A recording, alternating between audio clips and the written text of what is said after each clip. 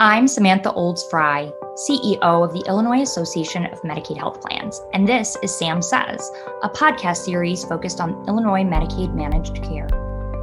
Hello, I'm Durando Beverly with the Gemini Group, and welcome to Sam Says. On today's episode, we sit down with trusted partner Chris Gay of Care Advisors to discuss value-based social care management. But first, let me welcome our host, the Sam in Sam Says, Samantha Olds Frey of IAMHP. Sam, how are you today? I'm fabulous. How are you, Durando? I am doing well. We got an exciting show today. We next would like to introduce our special guest and again, trusted partner, Chris Gay, who serves as the Chief Executive Officer for Care Advisors. Chris, welcome to Sam Says. Thank you so much, Ronald. Appreciate it. Great to see you again, Sam. We appreciate, Chris, you being here today, and we're definitely incredibly excited to dive into today's discussion on value-based social care management. But before we do that, please tell us a bit more about Care Advisors. Thanks. So Care Advisors focuses on social care management, where we offer a technology platform integrated with live expert assistance, where we contract directly with hospitals and health plans to help them address the unmet social needs for their vulnerable populations in areas including government benefits and community-based social services. And building upon that, Chris, because I think it's so critical, what you do at Care Advisors has been important for years, but what we saw over the past 14 months or so is just how critical these types of services are, and connecting social determinants of health and addressing social determinants of health, and the importance on that, on the clinical space and clinical outcomes. So in Illinois and across the country, all of this was exacerbated, sort of that impact of social determinants of health. That's right. And living in under-resourced communities. How do you think that impact or that exacerbation of circumstances, what has that done to the national social care landscape, and how's that impacting Illinois specifically from your vantage point? Oh, it's really interesting. And we've definitely seen, generally, health equity is a well-known problem, and the disparities that exist in terms of mortality, higher mortality and morbidity rates amongst vulnerable communities, a lot of which make up, diverse ethnic backgrounds. And in the midst of the pandemic, you saw that exacerbated significantly. We've had town halls and virtual roundtables throughout the country, including here in Illinois with Congressman Danny Davis, as well as several hospitals and health plans. We had participation from frontline workers in care management, social workers, as well as community-based organizations. And universally, they all communicated how access to food and housing resources were already strained. And then the pandemic was the final straw, where you had organizations, shut down, dealing with budget constraints, finding resources, and then that was a snowball effect throughout the community. The individual health is so critically important, and access to these social services is a critical component of that. If you think about the opportunities that we're seeing in addressing these problems, it really harkens back to kind of the landscape that I saw back in 2010 with the electronic health record market, where everyone and the hospital space knew the electronic health record was important, but there was just moderate adoption. You saw maybe about a 10 or 15% hospitals around the country had them. And then all of a sudden you had a catalyzing event and significant resources from the federal government under the Affordable Care Act offered subsidies. And within 3 years, by 2014, 80% of the hospitals throughout the country had an electronic health record, and we were in a new world. And I think that's where we're at with social care management. If you look at Illinois with the recent HFS transformation project, they'll be investing at least $150 million supporting innovation projects to transform delivery to Medicaid patients. You saw programs like that in New York and Michigan historically that are reviving under the new administration.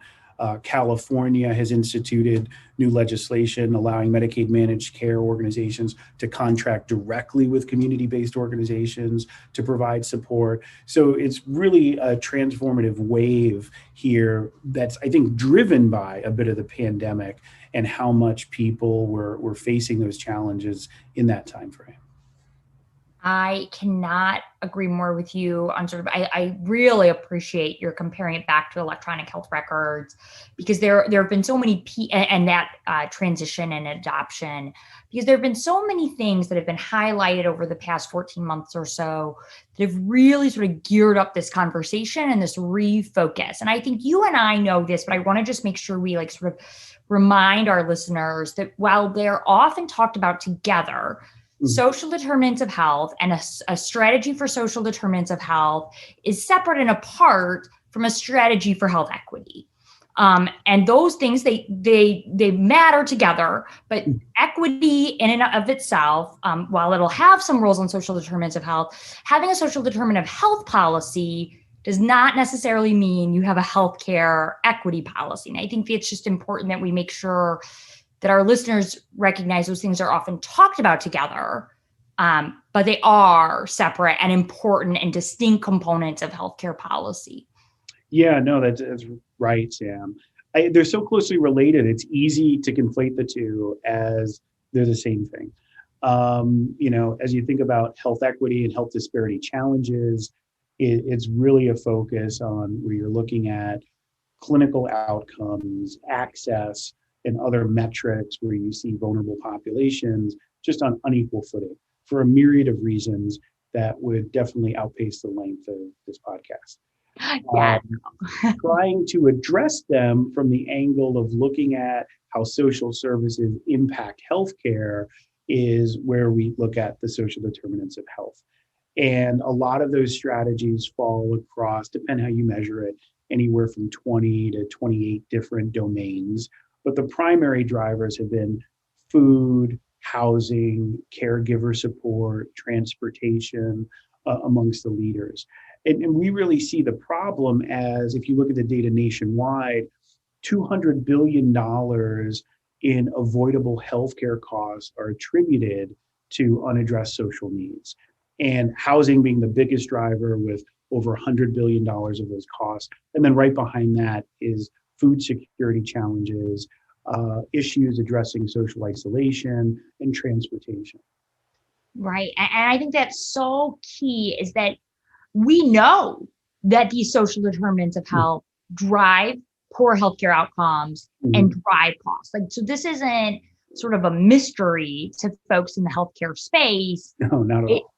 It's just that we haven't focused on them or really sort of tied those together. I think there are a myriad of reasons. I know here in Illinois, part of it just comes down to silos and budgets, and oftentimes the social determinants of health are in one budget, and then the Medicaid program and is in another budget, and so there's not necessarily that holistic conversation. And actually, as Illinois transitioned to managed care, we saw that holistic conversation kind of rise up and sort of become sort of more prevalent. And a piece of that was the MCOs were coordinating care for our members. And we saw time and time again, not surprising, that housing, food, transportation, those were the main issues. It wasn't, I can't get my medication. It was, well, I can get my medication, but if I don't have a home, it's not exactly top of mind. Or if I'm a diabetic and I can't get access to healthy foods, I can't manage my diabetes, whether or not I have insulin. Or not in the way that I should be doing. No, it's a well-known problem. The health plans know about it. Medicaid, managed care, Medicare Advantage, hospital executives know about it. Many of them are starting departments dedicated to it. When we unpack the issues, why it really has been an ongoing issue, there's a couple of factors. One, it's about the data. Hospitals and health plans, through no fault of their own, are missing about half the patient data that they need. Every time a individual patient goes to an out-of-network hospital, the ability to get that data back for an emergency room visit, a hospitalization, including your discharge summary, medication list, all of those elements, if you can't see the data, you can't manage the patient. I think right behind that, there's more than 80% of the hospitals throughout the country that have rolled out some social care management strategies to address these factors, but the overwhelming majority don't have a sustainable funding stream. So they're in a patchwork fashion using grant programs and pulling from other budgets to try and get these programs off the ground, but they're really expensive. So a lot of the work can be manual. So where you can imagine for a complex case with multiple social needs, you could spend over $1,000 in staff time, over 30 hours for several months addressing this. And that's just the complicated cases. Then you got to think about some of the impossible cases where you find a patient who needs help with housing and there's just no housing available. Or you're trying to make a referral to a food pantry and the only food pantries that's available is open on a Wednesday for 2 hours once a month. And now what are you supposed to do? That's just an impossible case to address. Right. And I think we've seen on the housing piece, as plans have looked at trying to address that, is that if it's the health plan that's addressing housing, if a member loses Medicaid coverage or switches plans or anything else, then what happens to that housing support that's being funded by the health plan? And those are real tricky questions that don't have simple, straightforward answers that we're all sort of grappling with. And we've definitely seen sort of the sustainability discussion come up more and more. So last year, the health plans invested about 100 million, Medicaid health plans in Illinois invested about 100 million in social determinants of health and to help our providers. And then this year, we're investing about another 70 million, but that was really unique funding associated with the fact that we're in this public health emergency. Mm-hmm. And what does that look like in 2022 and beyond? We're hoping to, in 2021, to have a better sense of sort of the sustainability of some of the programs we do, maybe put the investment money now, but then the long-term costs, see that through healthcare savings, but it's not perfect and it's tricky. And as you said, there's this other cost that I don't think people fully appreciate, which is all that staff time of setting it up, of reviewing it, of making sure that the programs work. And that's on top of the actual investment for whatever the program is. How do you recruit members in? So innovation like this isn't easy, but you guys do it. And so what are you guys seeing? How are you doing it? What are some of the sort of the best practices you've seen? Because you've really, we talk about this now over the last 14 months or so, you guys have been in this game longer than that. So what have you learned and how are you making all of these complicated things work? Yeah, I think the secret sauce and what makes our approach unique is the ability to combine technology for automation, where you can get access to, for example, for entitlement programs, income verification is so critical. Having to take paper copies of pay stubs or hard copies of tax returns down to a local library in the middle of a pandemic to upload them, impossible. Challenging at best outside of the pandemic.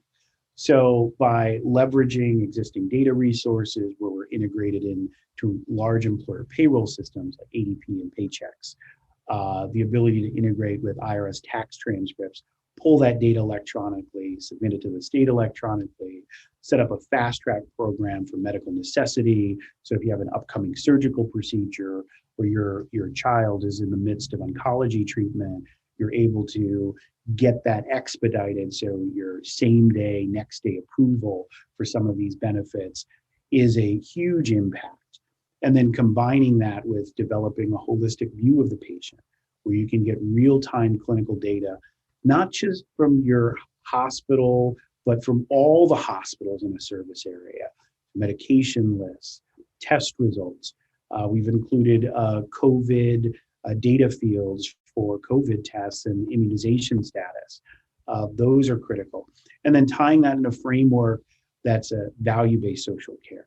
So an alternative payment method that leverages cost savings that not only support the program, but that cost savings can be reinvested into community-based organizations and underserved communities to expand capacity. So those impossible cases where there's no housing, where there's not enough resources for a food pantry, can now become possible.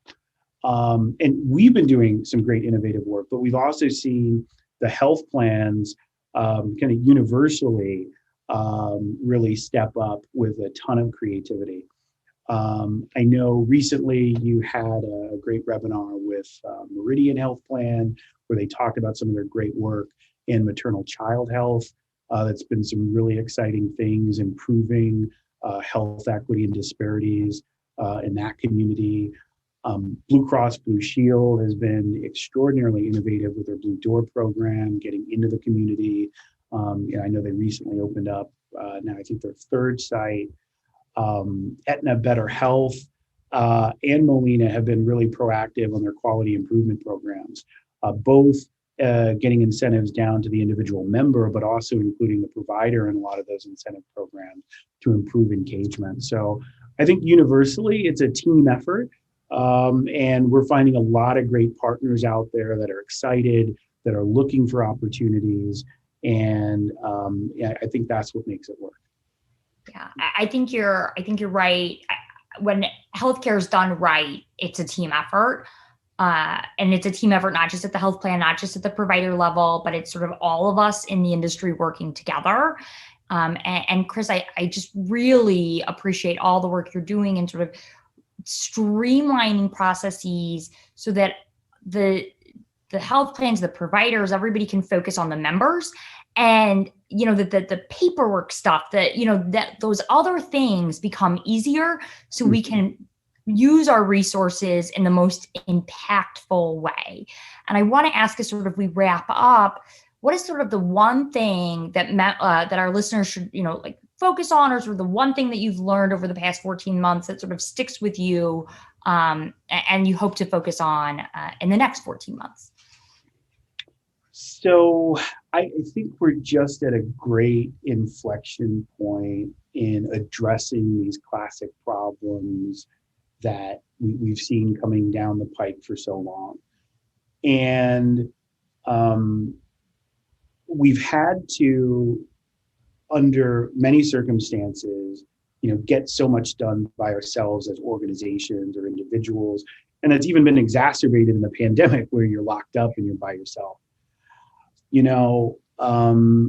This is a real unique opportunity as we're coming on the spring, and we have this opportunity for things opening up, hopefully with the rest of the world, that we need to remember that all these problems that you were trying to solve by yourself, that there are opportunities to collaborate, throughout the state.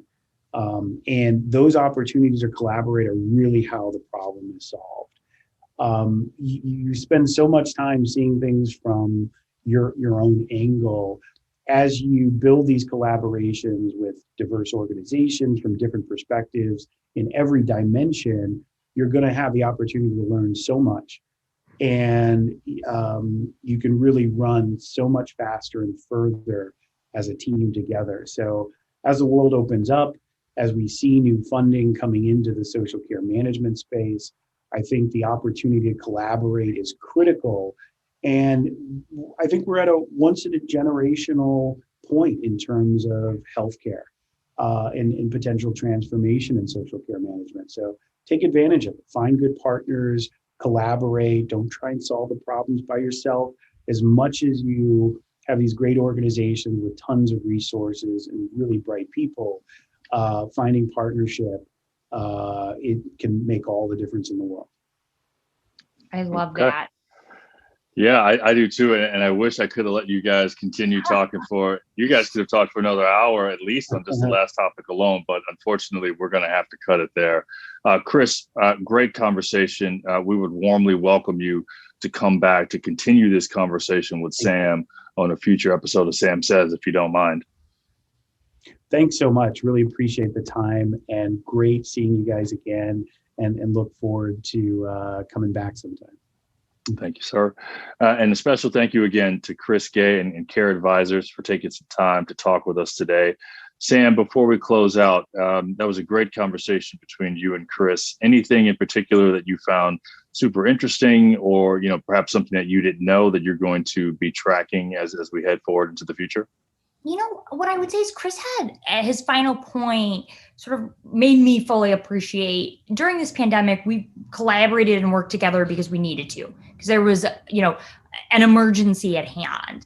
And the recognition that we need to do that going forward once we sort of come out of this pandemic, and that we need to encourage that was something I hadn't fully thought of or appreciated, because it has become second nature for the last 14 months, that it's sort of an all hands on deck situation. But that's not how we did healthcare 14 months ago or 2 years ago, and especially in the Medicaid space. So, needing to be purposeful about that going forward, I think is critical. Wonderful. Okay, great episode again. And if you've liked what you've heard, we encourage you to visit the IAMHP website at imhip.net. That's IAMHP.net to learn more about what IAMHP is doing and to listen to other interesting podcasts like this one today. We also encourage you to like and follow us on Facebook, LinkedIn, and Twitter. And if you're interested in becoming a trusted partner like Care Advisors, I encourage you to reach out to IAMHP's Chief Operating Officer, Elena Kennedy, or again, visit the website at imhip.net. On behalf of Sam and the wonderful team at IAMHP, again, I'm Derondo Beverly with the Gemini Group. We thank you for tuning in to another episode of Sam Says. Please stay safe, and we'll talk to you soon.